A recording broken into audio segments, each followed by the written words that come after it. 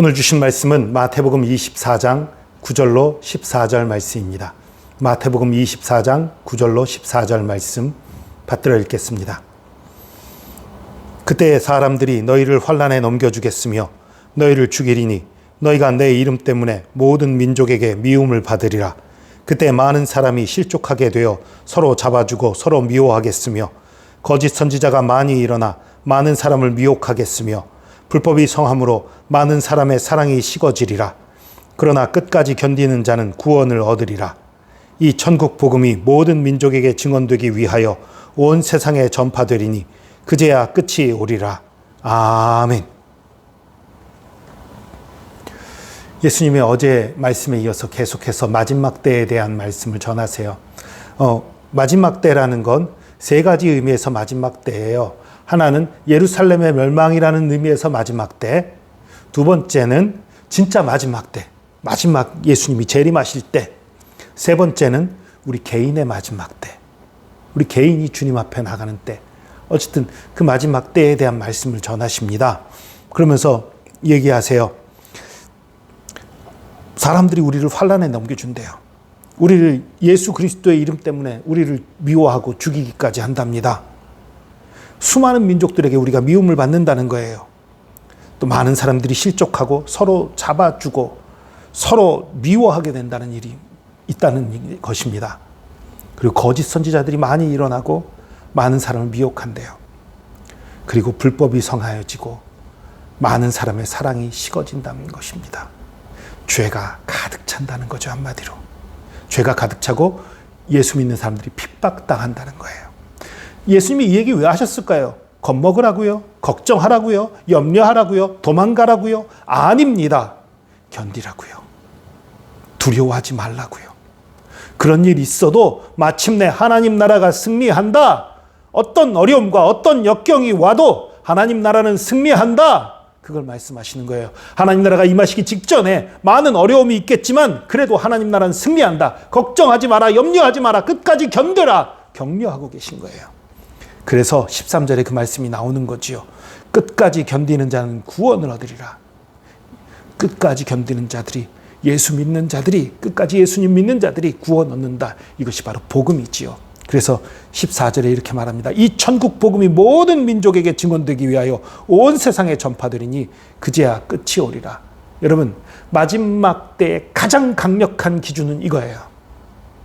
모든 민족에게 복음이 전파되면 그때 끝이 오는 거예요.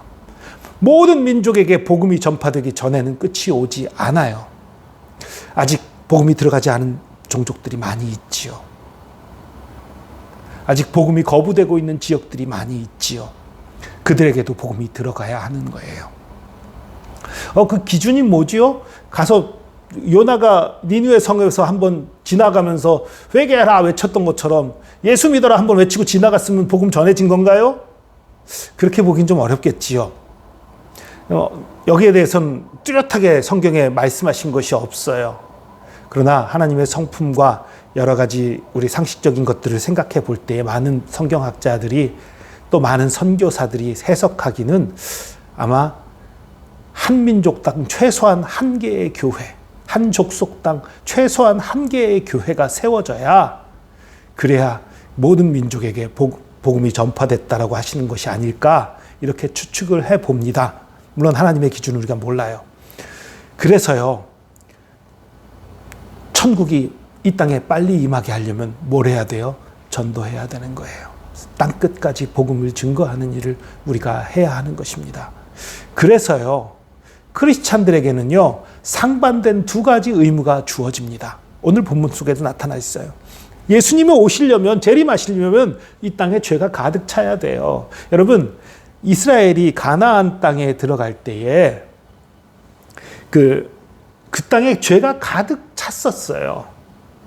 여러분, 가나안 땅을 이스라엘 백성에게 주신 것은요, 이스라엘 백성에 대한 축복이자 가나안 족속에 대한 심판이었어요. 이스라엘 족속이 가나안 지역을 차지하지 않고 이집트로 갈 당시에 하나님이 하신 말씀이 뭐였냐면, 아직은 가나안 땅에 죄가 가득 차지 않았기 때문이다라고 말씀하세요. 그 아브라함에게 그렇게 얘기해 줬어요. 그래서 이집트에 갔다가 올 거라는 얘기를 예언을 하세요. 물론 이집트라고 말하진 않았지만 어쨌든 그러면 그 원리를 보면 마지막 때도 어때요? 죄가 가득 찼을 때예요. 그리고 복음이 또 땅끝까지 증거되었을 때예요. 모든 사람이 믿진 않을지 몰라도 모든 족속에게 전파되었을 때예요. 그러니까 크리스찬에게는 상반된 두 가지 의무가 있어요. 주님이 오실 것을 막아서는 자가 돼야 돼요. 그리고 주님이 어서 오시도록 예비하는 자가 돼야 돼요. 주님이 어서 오시도록 예비하는 자라는 것은 우리가 전도하고 하나님의 사랑과 은혜를 전하는 거죠. 땅끝까지. 그게 주여 어서 오시옵소서죠. 그러나 또 주님이 오시는 걸 막아선다는 것은 무엇입니까? 이 땅이 죄가 가득 차지 않도록, 이 땅이 더 타락하지 않도록 그걸 막아서는 자가 돼야 되는 게 또 크리스찬이에요. 우리들은 이 일을 해야 합니다. 주님 어서 오시도록 세상 좀 막 썩어도록 하도록 마음대로 내버려 두면 안 되나요? 안 돼요. 막아서야지요. 물론 막아서더라도 세상은 타락해 갈 거예요. 그러나 내 주변 사람들은 구원할 수 있겠지요. 내 영향력이 미치는 사람들은 구원할 수 있겠지요. 여러분, 주님이 오시는 것을 막아섭시다. 그러나 또 주님 주여 어서 오시옵소서 기도하고 준비하고 복음을 전합시다. 크리스찬의 상반된 두 가지 의무지만 그러나 주님께서는 그것을 하라고 명하십니다. 그 일을 잘 감당해서 이 세상의 빛과 소금의 역할을 하며 주님 오실 길을 예비하는 저와 여러분 되기를 축복합니다. 기도하겠습니다. 주님 감사합니다. 정말 아무것도 아니고 연약하고 너무나 부족해서 아무것도 할 수 없는 저희들이지만 주님 우리를 사랑하셔서 우리 대신 십자가를 지고 죽으심으로 우리를 구원하시고 생명 주시고 우리를 주님의 자녀 삼으신 은혜 너무나 감사하고 감사합니다. 그 사랑 받았으니 우리도 나가서 그 사랑 전하게 하여 주시옵소서. 이 세상이 타락해가는 것, 썩어가는 것을 막아서는 주님의 재림을 막아서는 자들이 되게 하여 주시옵소서. 그러나 또 주님 오실 길을 예비하기 위해 땅끝까지 복음을 전하는 자가 되게 하여 주시옵소서. 주님 어서 오시옵소서. 주님을 소망합니다. 주님의 나라를 소망합니다. 우리가 주님의 나라가 임하시든지 아니면 우리가 주님의 나라 가든지 주님의 나라를 소망합니다. 어서 오시옵소서. 주의 사랑과 은혜에 감사드립니다. 함께 하심에 감사드립니다. 감사드리며 예수 그리스도의 이름으로 기도합니다. 아멘.